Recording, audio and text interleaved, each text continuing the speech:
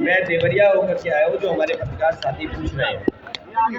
उससे पहले मैं ये कहना चाहता हूँ, मैं सबसे पहले कप्तान सिंह यादव जी का और आए हुए जितने भी प्रतिनिधि हैं जो दूर दूर से चल कर के इस कार्यक्रम में आए हैं, मैं उनका धन्यवाद देता हूँ। मैं उनका धन्यवाद और शुभकामनाएं देता हूँ। कानपुर एक बड़ा महानगर है। अगर देवरिया में अन्याय हुआ है तो कानपुर के लोगों, जो कानपुर में अन्याय हुआ है वो भी मत भूलिए।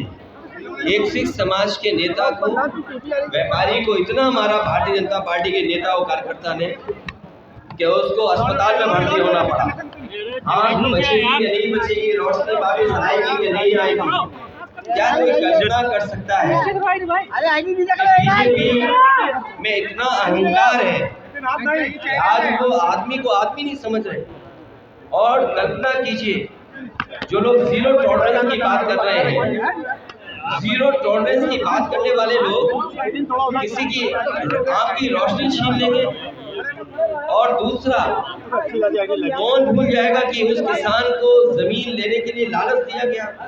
बीजेपी का नेता जो डिप्टी चीफ मिनिस्टर के साथ रहता है, बीजेपी के नेता दोनों डिप्टी चीफ मिनिस्टर के संपर्क में है, और उसने एक किसान की जमीन धोखे से लेकर के, उससे धोखे से चेक वापस लेकर के उसको मजबूर किया आत्महत्या के लिए। उस किसान की आत्महत्या हो गई और वो जमीन कोई 6 करोड़ की नहीं है, वो 30, 35, 40 करोड़ की जमीन है। उसको बीजेपी का नेता 6 करोड़ में लेकर के उस सीधे साधे भोले किसान से चेक वापस लेकर के चेक फाड़ दिया। क्या इसके खिलाफ कार्रवाई नहीं होनी चाहिए? क्या लग रहा है कि कानपुर के अधिकारियों के पास वो बुलडोजर नहीं है जिसके पास चाबी हो? क्या बुलडोजर की चाबी खो गई? बुलडोजर में पेट्रोल डीजल नहीं है? क्या बुलडोजर का ड्राइवर बुलडोजर को छोड़ के भाग गया? क्या लखनऊ से परमिशन नहीं मिली बुलडोजर की? या तुम जानबूझ करके बुलडोजर नहीं चलाना चाहते ऐसे लोगों पर जिसने किसान से धोखा किया हो, 6 करोड़ रुपए लेकर के और चेक फाड़ दिया हो? और मुझे वो भी दिन याद है, इसी शहर में दंगा हुआ था। दंगे के नाम पर यहाँ की पुलिस ने कोई भी नहीं छोड़ा होगा जिससे पैसा वसूला ना हो।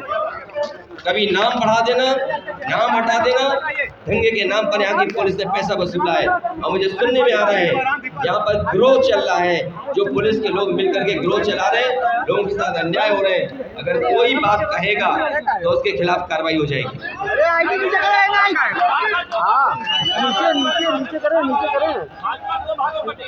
सवाल भाजपा का बटना बटाना नहीं है।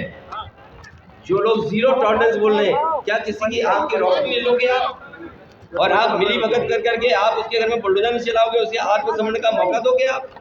वो किसान जो गरीब है, उसका 6 करोड़ का चेक दिया, उस किसान से 6 करोड़ का पैसा वापस लिया और चेक फाड़ दिया। आप क्या कर रहे हो? आप किस लिए IPS बने हो और किस लिए जीरो टॉलरेंस की बात कर रहे हो आप?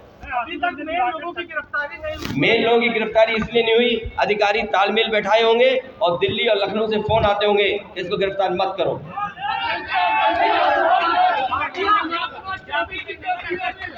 समाजवादी पार्टी जाति गणना चाहती है और समाजवादी पार्टी हर कीमत पे जाति गणना कराएगी। अखिलेश जी, जिस तरीके से युवा 2024 का 2024 जिस तरीके से अखिलेश को युवा पसंद करते हैं, क्या 2024 चुनाव में समाजवाद को पसंद करेंगे? समाजवादी नहीं, सबसे ज्यादा सीटें समाजवादी पार्टी जीतेगी, उसमें PDA का साथ लेंगे हम लोग। देखिए, ये कांग्रेस को बताना पड़ेगा कि इंडिया भारत गठबंधन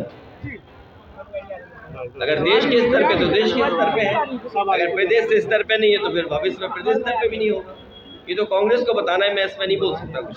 मध्य प्रदेश में कुछ आपकी बातचीत चल रही होगी, बाकी नहीं, अब छोड़िए वो बातचीत, जो चली रात के 1 बजे तक। जब बात नहीं चली तो नहीं चली। कहाँ पर? समाजवादी पार्टी पूरी जिम्मेदारी से लड़ेगी चुनाव। और मैं अखबारों में क्या खबर छप रही, क्या गठबंधन हो रहा, किसका अखबार वालों पे ऐड मिल जाता है तो वो कहते हैं इससे गठबंधन हो रहा है। न्यूज़ वालों को गठबंधन के लिए भी पैसे मिल जाते हैं, ये छाप दो इससे गठबंधन हो रहा है। हम समाजवादियों को परवाह नहीं है कि क्या अखबार में चल रहा है, क्या षड्यंत्र हो रहे हैं। समाजवादी पार्टी चुनाव यहाँ जीतेगी और बीजेपी को 80 की 80 सीटें हराने के लिए रणनीति बनाएगी।